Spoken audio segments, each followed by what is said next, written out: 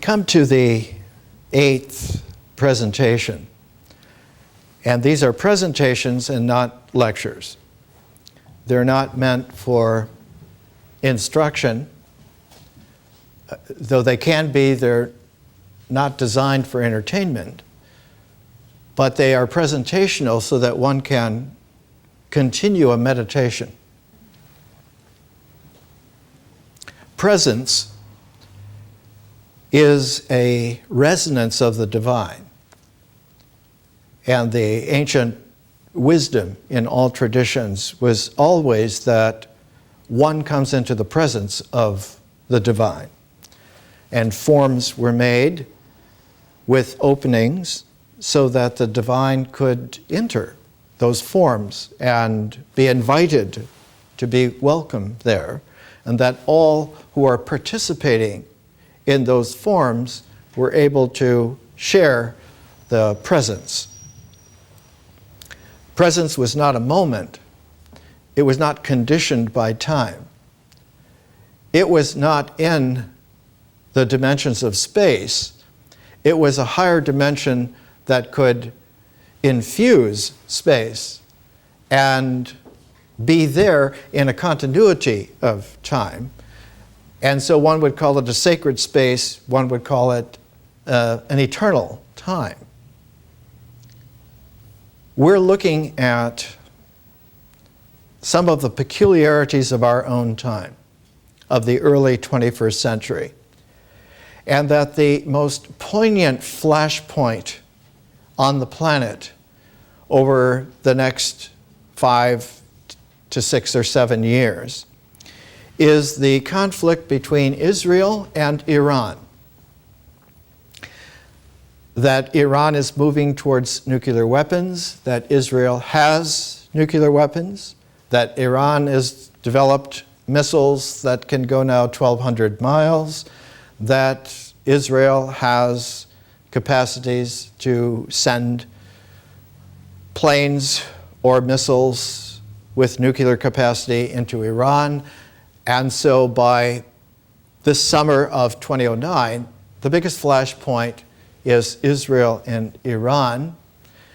And one of the reasons for stressing in this presentation sequence the peculiarities of the tuning of reality is that the sage of ancient Iran, Zarathustra, and the first Jew, Abraham, were contemporaries, about 2000 BC, 2000 before the contemporary era, 4,000 years ago.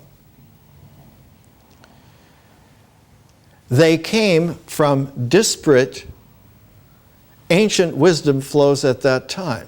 Zarathustra came from Central Asia, whose wisdom flows were the long caravan routes across Central Asia from the Caspian Sea all the way to China. Abraham came from Ur in Mesopotamia originally and was a participant in the great flow of wisdom traditions that went from Ireland to India. And the meeting of those two traditions together did not happen until 1,500 years after Zarathustra, 1,500 years after Abraham. And the meeting came because the Jewish exile ended by a Persian king, Cyrus the Great, who was reviving Zarathustra as Zoroaster, ended the exile and let the Jews go home to Jerusalem, to their Holy Land. And so 2,500 years ago, Israel and Iran were the tunes, the tines of the tuning of high wisdom. And one of the outcomes of this was that the meeting of Cyrus the Great's revival and renaissance of Zarathustra and the revival of the Abraham tradition through Moses and through the prophets to the development of Ezekiel in the exile, so that in a way the Renaissance Zoroaster and the visionary Ezekiel were contemporaries, and their contemporariness was mitigated by the archetypal sage of the Greek-Egyptian world, Pythagoras.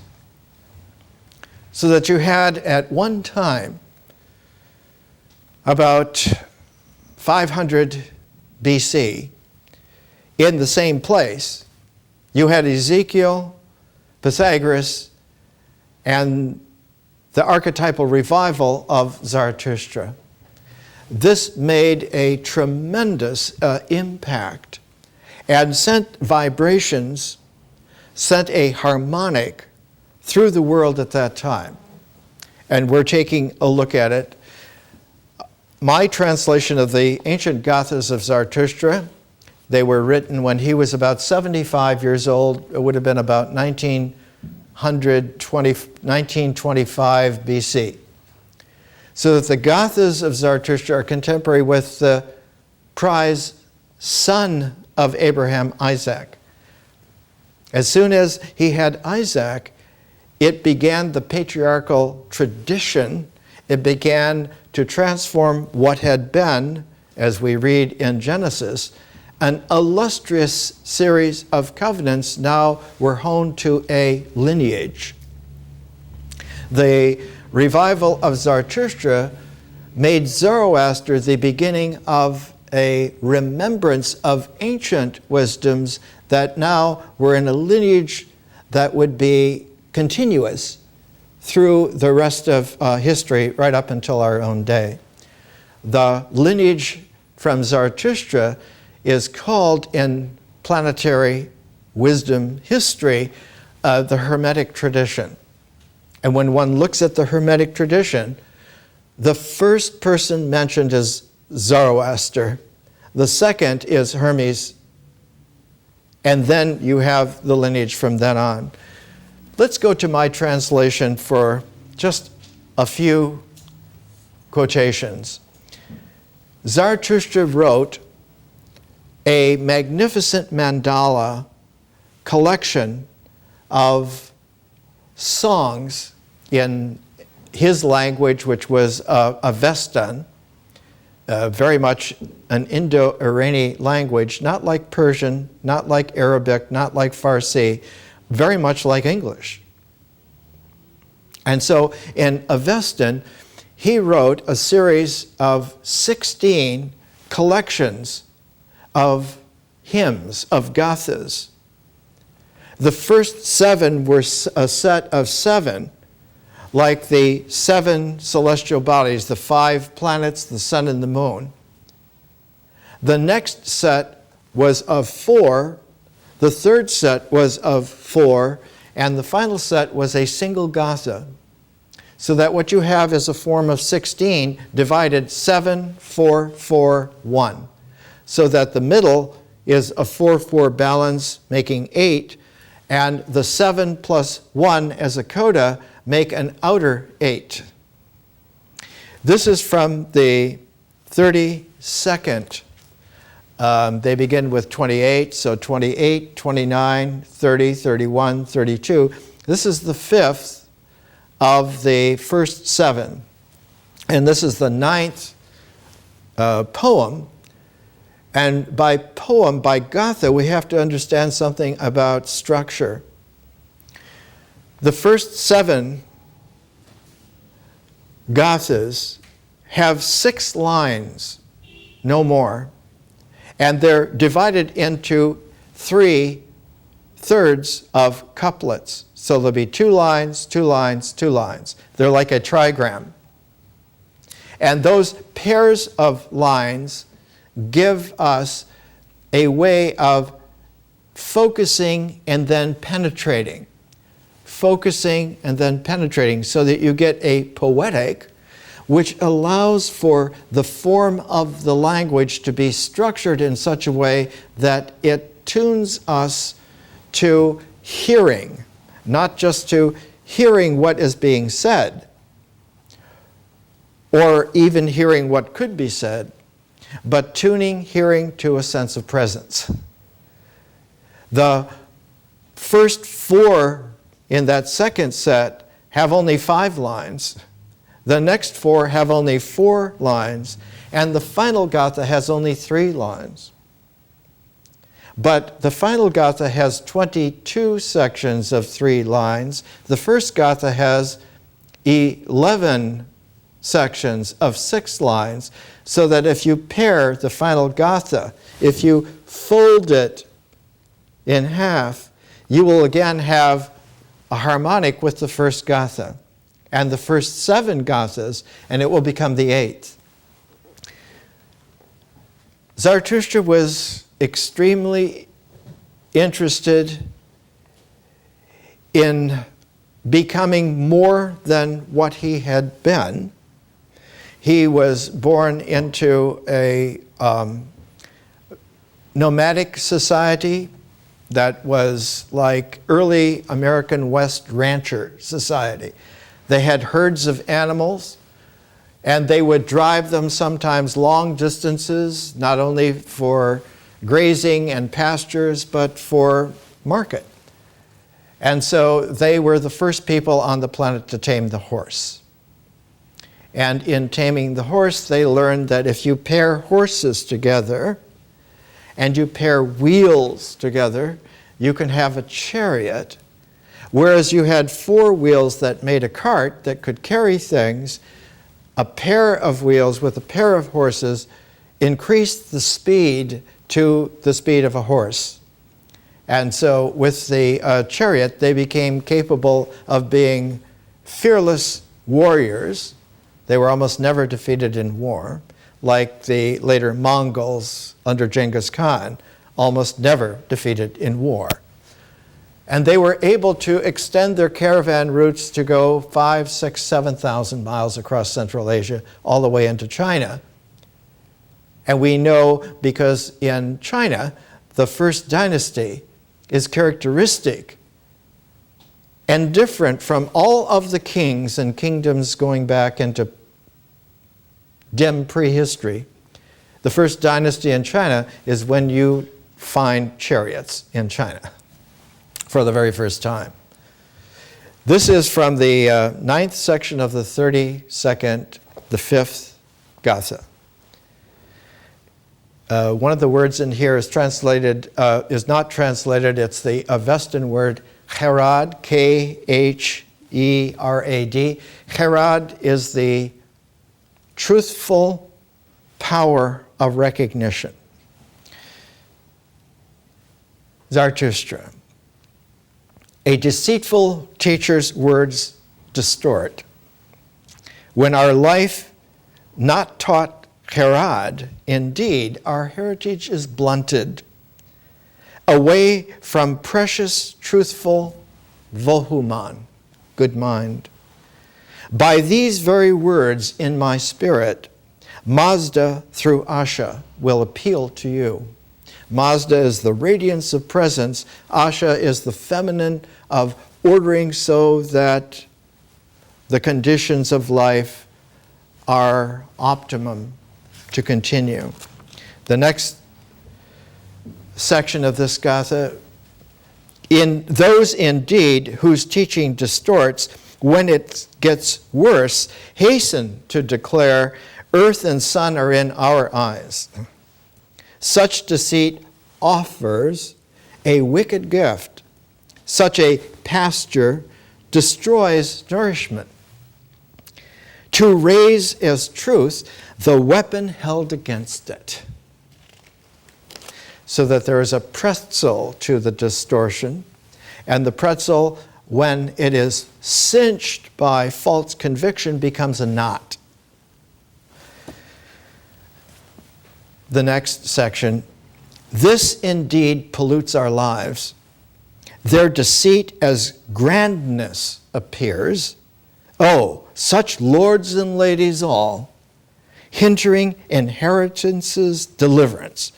Yet for those most truthful, Mazda transforms their mind.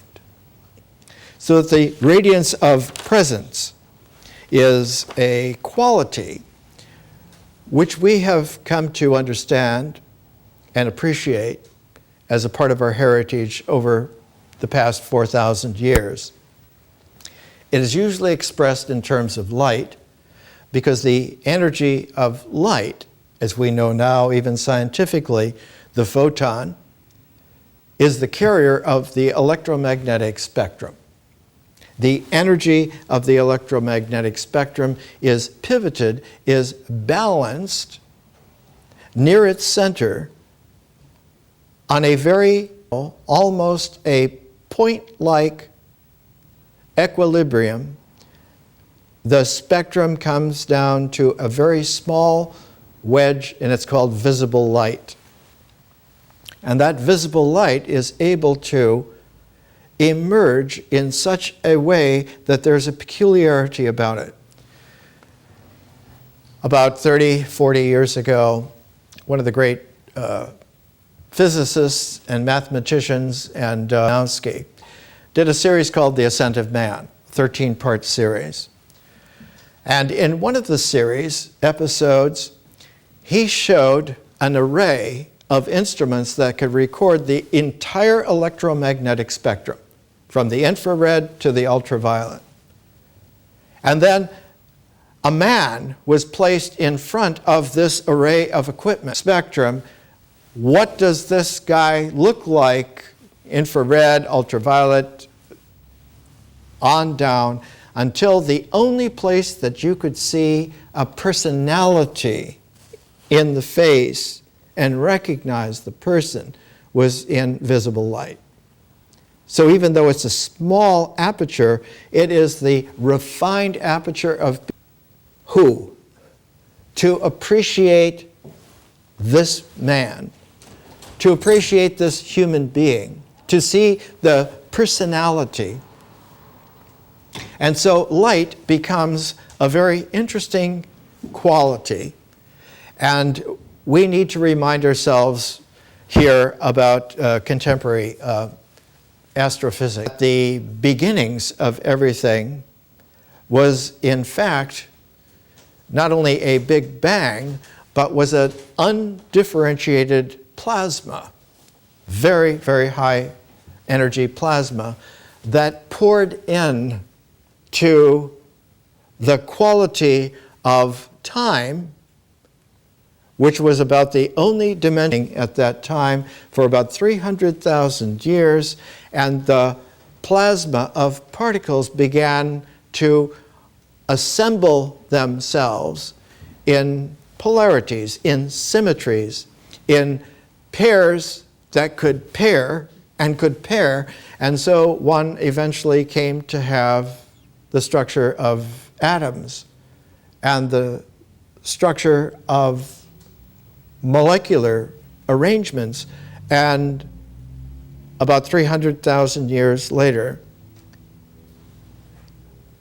that plasma burst into light because it had expanded its integral oneness, wholeness, to the extent that stars had formed, and the stars, with their solar winds, had pushed back the plasma enough to make space of visibility.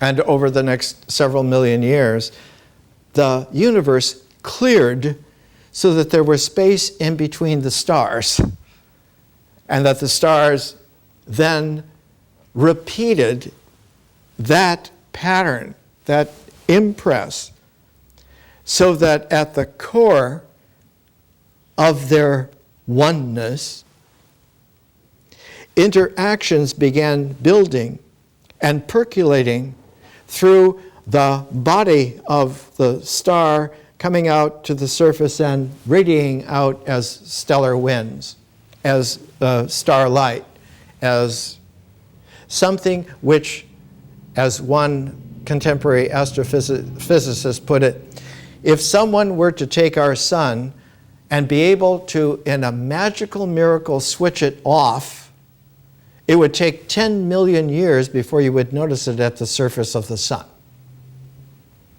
Because light is always ancient light. Light is not of a moment, but is the percolation of energetic resonances that are coherent because they occur within a presence. And so the sun is not just a god mythologically. The star is not just a symbol of divinity. It is an actuality which we not only experience on a mythic horizon, but that we can learn on a historical, kaleidoscopic horizon how to participate with it. That participation is a science, is what science is. And the origins of science are not in the mind, but they're in a fifth dimension of vision, which is like a fifth dimension to space-time.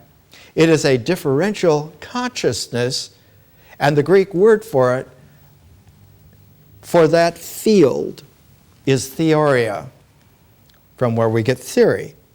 Theoria in Greek means contemplation. It means not to think about, but to open oneself to the presence of the field of consciousness, which is not integral, but is differential. It complements the integral of the natural cycle. And so this complementarity now introduces something for the first time where the limits of polarity that energy had to have in order to cinch its integrality now has the ability of possibilities that were not there before. Has an extended range, has a spectrum now that is not only the electromagnetic spectrum, but is the complementarity to it, which is the magnetoelectric spectrum. And it is this complementarity of two different spectrums. In the electromagnetic, the electric is the largest component, and magnetism, for all of its effects, is still very small. Whereas on the other, you have something that has a very large magnetic quotient and a smaller diminished electrical quotient. Dark matter and dark energy belong to the magnetoelectric spectrum. And it is there that presence is amplified about 10 to 20 billion times what it is in our four-dimensional conception of the universe. That larger expansion, where the presence of the divine is billions of times more intense, we call heaven, is actually a shared presence, not of the universe so much, but of the cosmos. That was the name that Pythagoras gave to it, is the cosmos. The quality of the cosmos is that that higher energy loves to come in to not only teach and allow for us to learn and to inquire, but also blesses us. Zarathustra's word for this very often is bestowing. Giving, but giving in a sense of giving to you, giving this freely to you. And in that bestowing, there's a quality that we find again in China. About 500 years BC, at the time of Zarathustra's revival as Zoroaster and Ezekiel and Pythagoras, in China it was Lao Tzu. And Lao Tzu was a contemporary of them and is deeply related to Zarathustra because China, dynastic China, had by that time had over 1,500 years of experience with the Central Asian Avestan people Pythagoras was appreciative of this because the Persian Empire, founded by Cyrus the Great, not only took over all of Mesopotamia and what is today Iran, but also what is today Pakistan, all the way into the Indus River areas of India. And eventually his son Cambyses took over Egypt as well. And for 200 years, everything from Egypt to India was under the Achaemenid dynasty. And so Zarathustra was the major synthesizing religious understanding of that whole swath of the world for 200 years, replaced by Alexander the Great, who then brought another quality into play, that of the Greek tradition. And so you had Rome was not a very important place at that time yet, but you had a Greco-Egyptian with a Persian Central Asian quality to it. And the focus of it was to make the city of Alexandria. And Alexandria, like San Francisco, was never a village. It was made to be a cosmopolitan area, a city, not of a city of tribes or confluences of tribes, but a cosmos city of all people. The name for this was the ecumene, that every human being occupied a vibrational energy that needed to be included in order to have a cosmic city. In China, the cosmic city was Chang'an. Today it's called Xi'an, on the Wei River in western China. In Chang'an, there was a great library, just like there was a great library in Alexandria. The librarian for that Chinese Alexandria was Lao Tzu. And he was called at that time Li Er, which meant that he had long ears, that he had heard it all. And his last name, Li, usually spelled L-I, if pronounced in a special way, means ritual, like the Li Ching is the book of rituals. But one can understand that his name originally meant one who has heard all about it, how everyone does it differently, and yet there's not just a common denominator, there is a context that exceeds the denominator and the numerator. So it's not just a ratio, but it is a presence of being able to understand new ratios. I used to call them years ago ratios of the real. The wisdom in ancient China was that if you had like a tic-tac-toe game symbol, you would have 8 families living together around a center well, so that the center of the tic-tac-toe structure was the well. The 9th was the source of nourishment and life, not only for the 8 families, but all their animals, all their farms that radiated out from this. And so you had this understanding that the 8s have a pivotal source in a 9th, and that all of that together then is a 10, is a quality of 2 hands brought together in a focus. And that those 2 hands brought together have quintessential thumbs, and that because those thumbs are not just of themselves, but of a repeat of themselves in the whole, the Chinese developed a structure where 10 and 12 were related together. The 10 earthly stems have 12 heavenly expansions. And so when it came time to bring Lao Tzu into a new expression of application, into a scientific application, as we would say today, and that happened about 150 years later. The great genius of that was named Tzu Yen, T-S-O-U, Tzu Yen. He developed the yin-yang chia, the school of yin-yang, showing that the polarities of yin-yang are polarities within a context of an integral of te. But that te itself was in a symmetrical pairing with Tao that was not in yin-yang, but was a presence that permeated the te of both yin-yang. So that yin-yang in balance will make a te, will make the power of oneness, of unification. But the guarantor that that will be real is the Tao, which is a zero.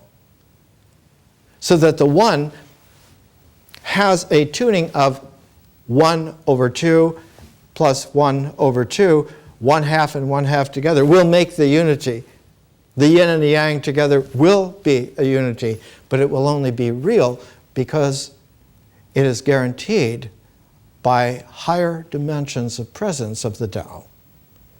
And that this is proved because the energy cycle of the te will increase itself so that it goes through a 5-phase energy cycle, starting with the thumb of the Tao, the zero, going to the te, going to the gen, the human-heartedness of the person, going to the e, going to the symbols, that one is able to put it all together, and then going to the chi, or the ki, the energy that is that cycle's actuality, and that ki, that chi, will come back into the Tao, and in that flow, as long as it's not interrupted, life will not only occur in balance, but it will be real.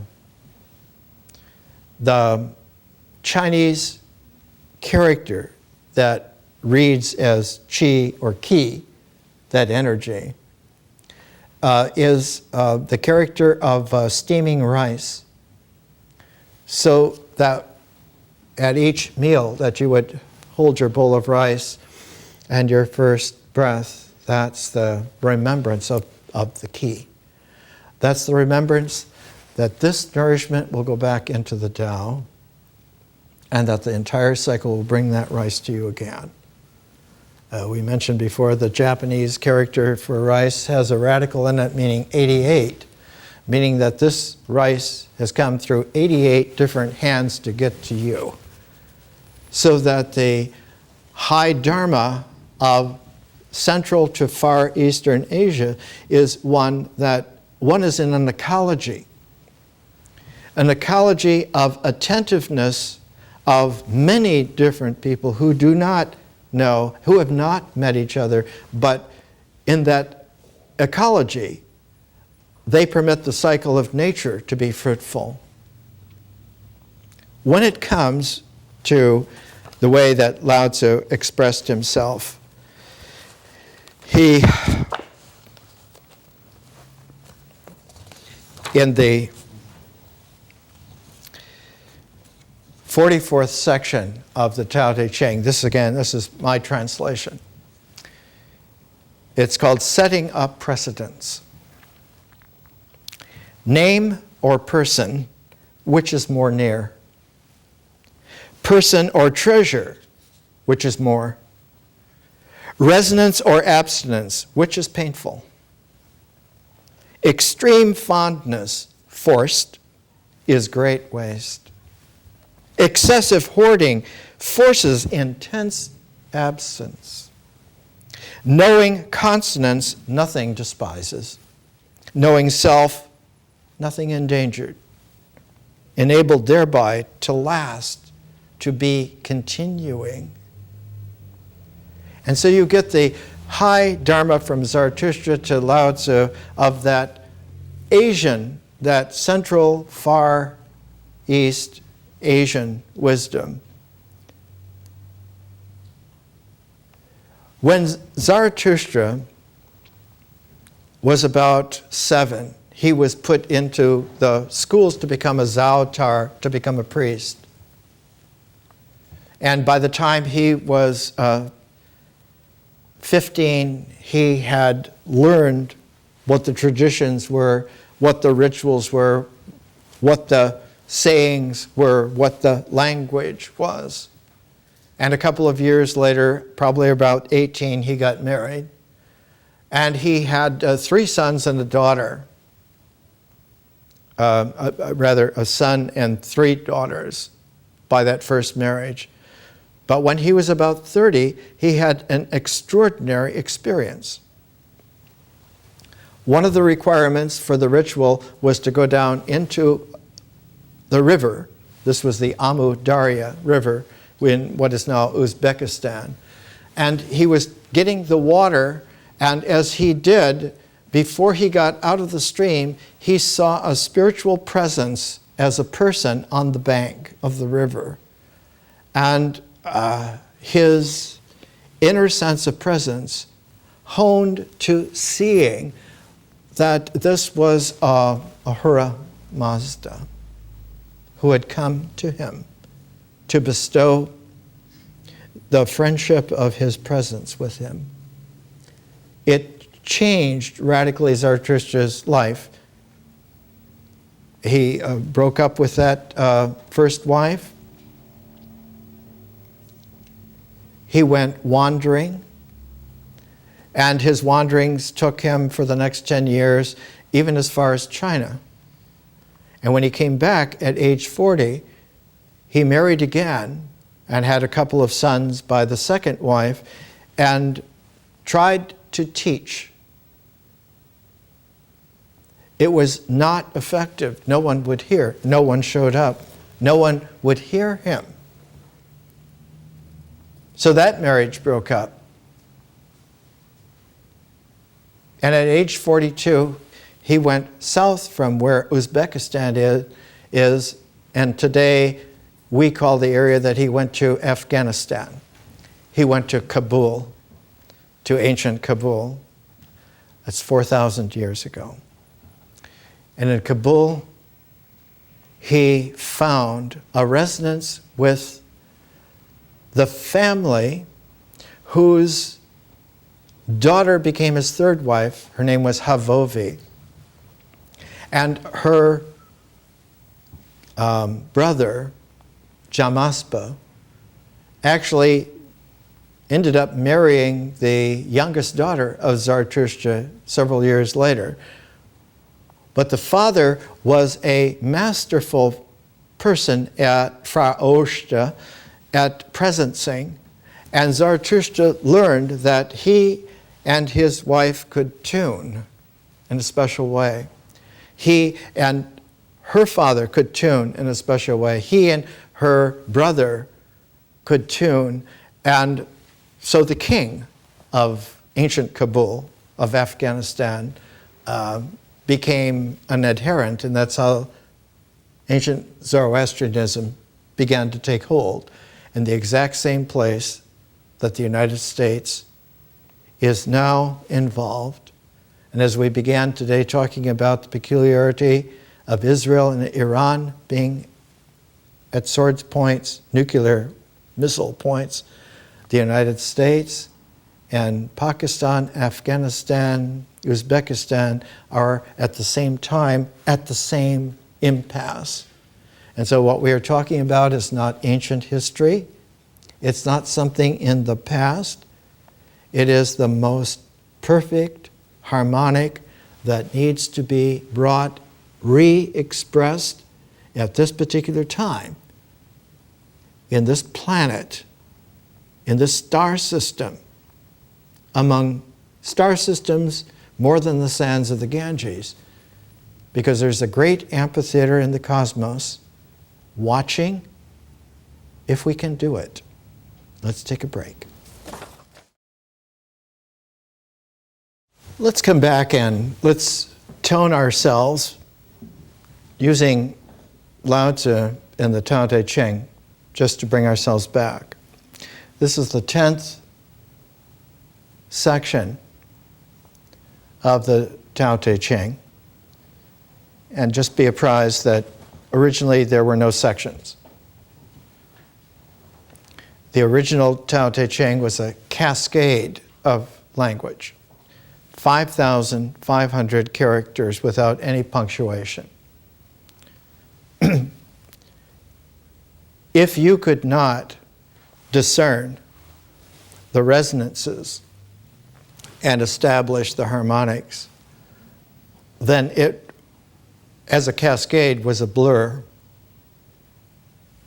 To be able to have ears to hear, one had to be able to portion out, proportion out, so that your sense of hearing was not controlled by a diagrammatic intelligence of symbolic form, but that symbolic form was plasticized through a differential consciousness to be able to learn how to hear this. This is number 10. Its title, Can Do. Sustaining discipline, body-embraced unity, cannot disintegrate. Concentrate chi conduces the gentle, an infant's tone. Washed clear, profound intuition, non-faulting. Loving people, ruling country, practicing, non-busy. Heaven's gate open, close, like a mother bird. Bright openness, four corners penetrating, can be her mystery, birthing presence, nourishing presence, birthing yet not owning, doing yet not claiming, raising yet not ruling. This is called profound te. The indelible impress of a presence is that it endures so that one can be able to bring it out even within the mythological horizon of experience, with the images, with the feeling tones, with the language, and can step up that mythic horizon to the kaleidoscopic conscious spectrum of history, so that one can then circulate that historical consciousness back into and appreciate even more the mythic, but to appreciate it in an aesthetic way instead of just a traditional way.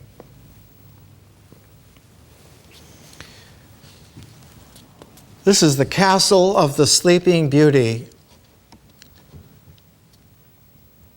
in France. It's on the Loire River.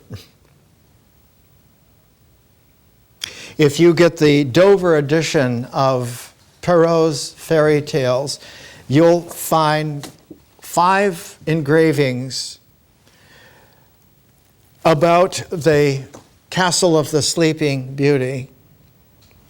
The first one is a plate where there are 2 seekers who see the towers, and the king's son ask what they were. The next one, he turned in the direction of the castle and went through the enchanted forest. The next one, the figures of men and animals appeared lifeless because they were all asleep. The third, mounting the staircase, he entered the guardroom. They're all asleep. And finally, into the princess's chamber, reclining upon a bed, a princess of radiant beauty was asleep, who was awakened with a kiss.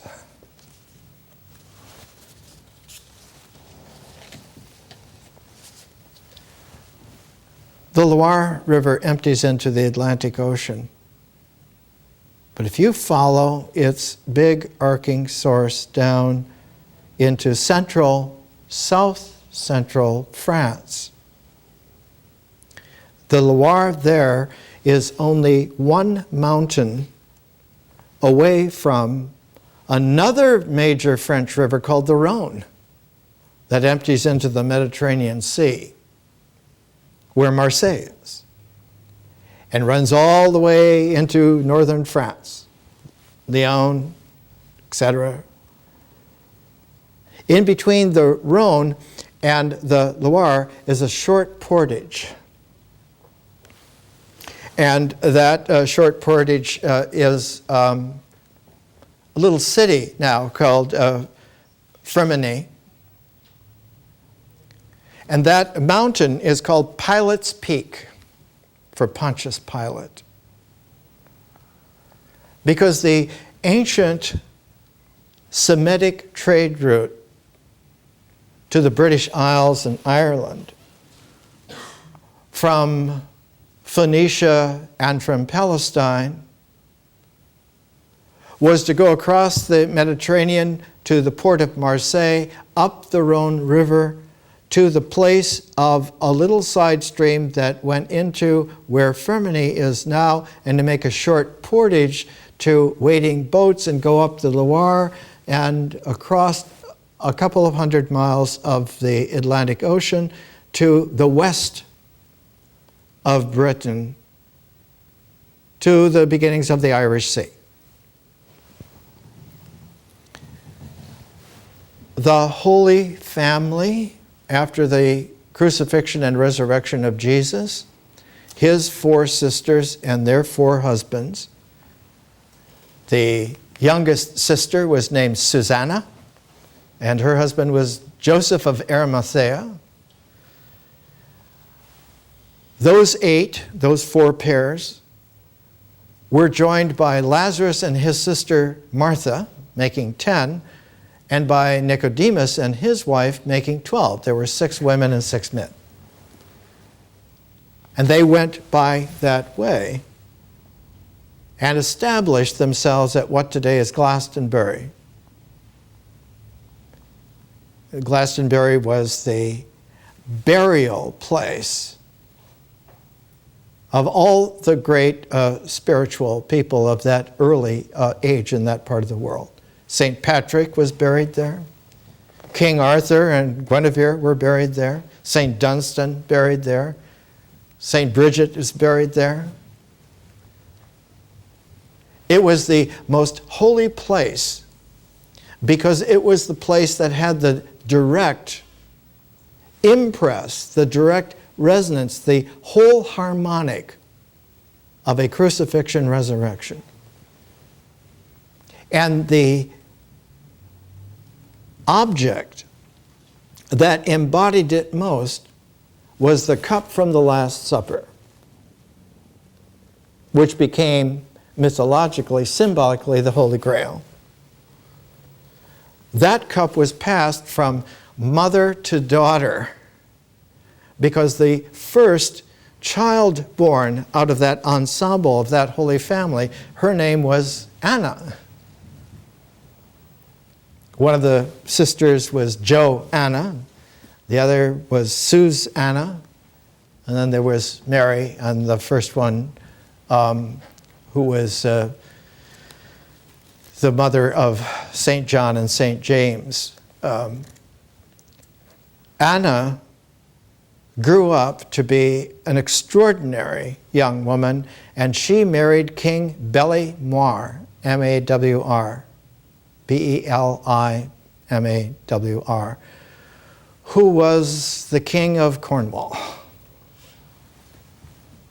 They had a daughter named Penrhyn, and Penrhyn married a king who owned the fishing rights of southern Scotland, of northern Wales, and of Ireland, and his name was L-E-R, Lear. He became the fisher king of the tarot deck. of the Grail legend. In Scotland, his name is pronounced Lear, but is spelled L-E-I-R. In Shakespeare, because he was covering his ground, he spelled it L-E-A-R, King Lear. They had 3 children. There was a daughter, and there were 2 sons, and the oldest son was named Bran, and he's known in world history to those who are learned as Bran the Blessed. The mother, Penrhyn, was so lovely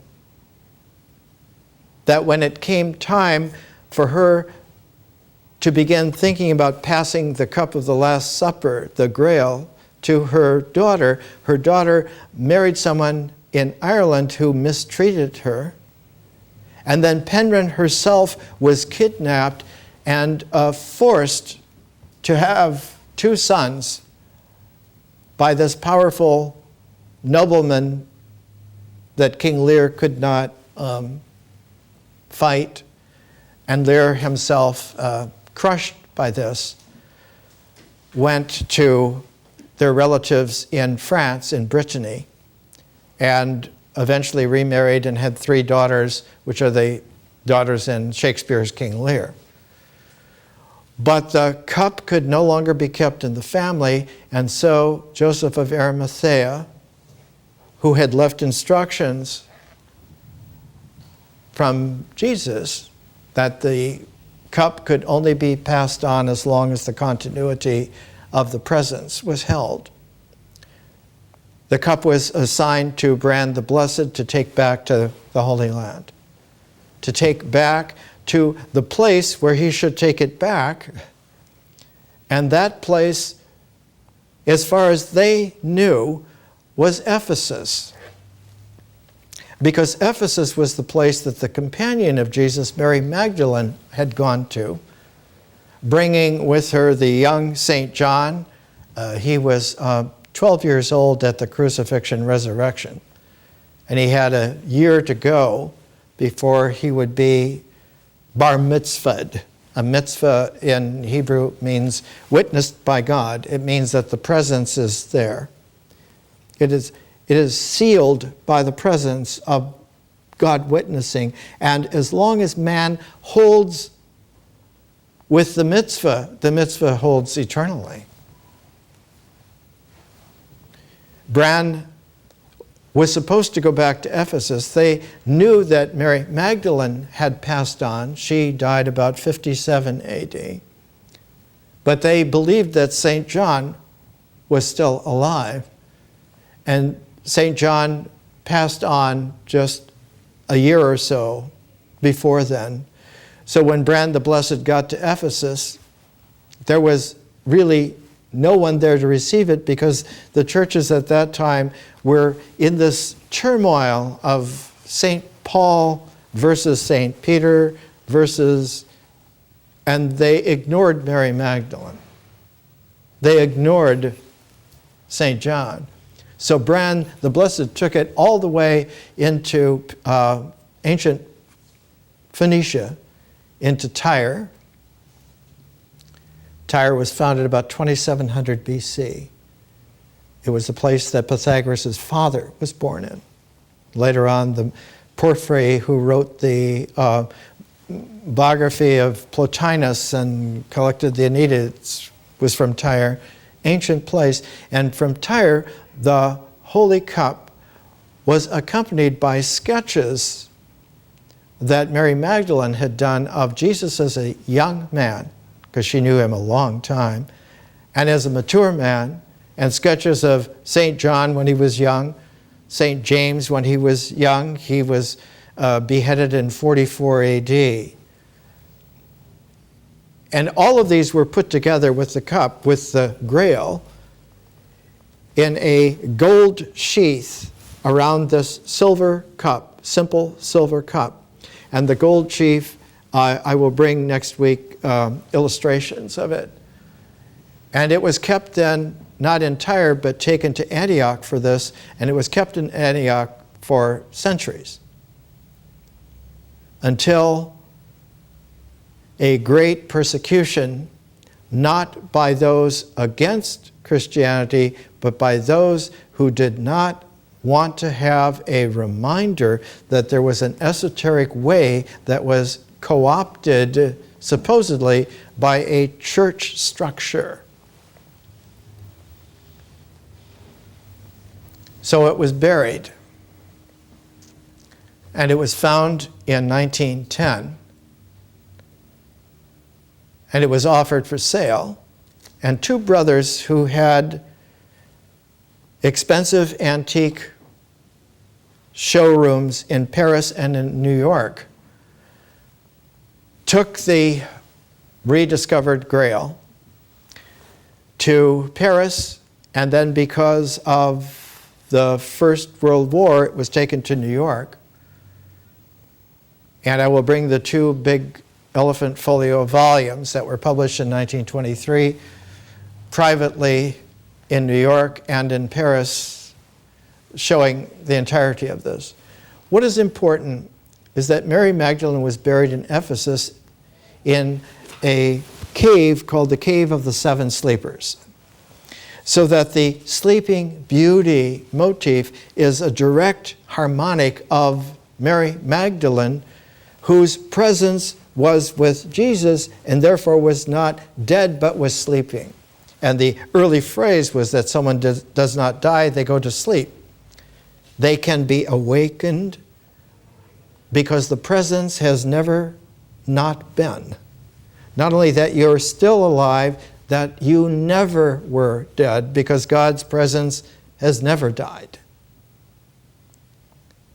And so Firminy is the place where Le Corbusier built a church of Firminy. It took 43 years to be able to build it, and it's built on the site where the transfer of the Holy Family took place at the foot of Pilot Peak, and it is one of the great architectural monuments of all time.